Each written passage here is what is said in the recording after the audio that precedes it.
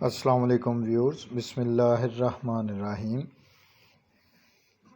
Channel پر جتنے بھی viewers جو ہیں وہ آ رہے ہیں تو وہ سبسکرائب کرنا جو ہے وہ بھول جاتے ہیں۔ آپ ہمارے چینلز کی ویڈیو کو کافی دیکھ رہے ہیں، یہ ہمیں پتہ چل رہا ہے، اس کے لیے آپ کا بہت شکریہ۔ تو کائنڈلی سبسکرائب بھی کر دیں۔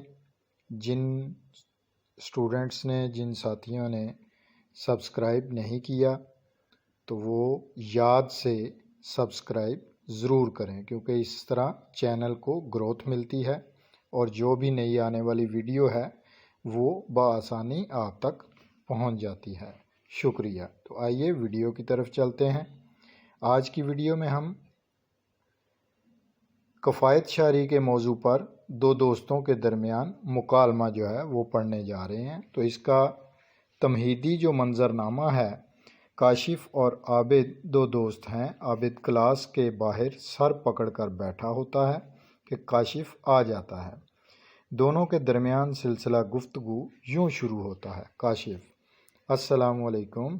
عابد: وعلیکم السلام، کیا حال ہے؟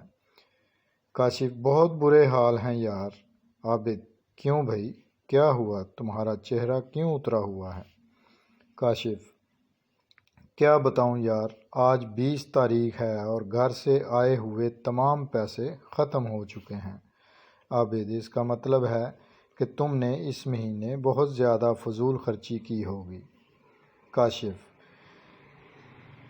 کہاں فضول خرچی کی ہے، مہنگائی بہت ہو گئی ہے، رقم کا پتہ ہی نہیں چلتا۔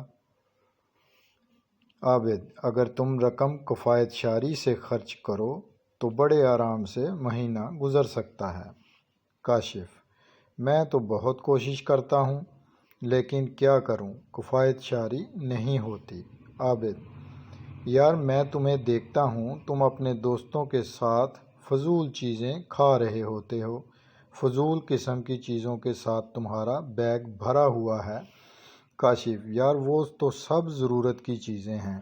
عابد: نہیں، وہ ضرورت کی چیزیں نہیں ہیں، کفایت شعری اسی کا نام ہے کہ آپ فضول خرچی سے بچیں۔ ہمارے نبی اکرم صلی اللہ علیہ وآلہ وسلم نے ہمیں کفایت شعری کی تعلیم دی ہے۔ کفایت شعر شخص کبھی مفلس نہیں ہوتا۔ کاشف: شکریہ دوست، تم نے بہت اچھی باتیں بتائیں، میں آئندہ خیال رکھوں گا اور کبھی فضول خرچی نہیں کروں گا۔ اپنا خیال رکھیے گا۔ اللہ حافظ۔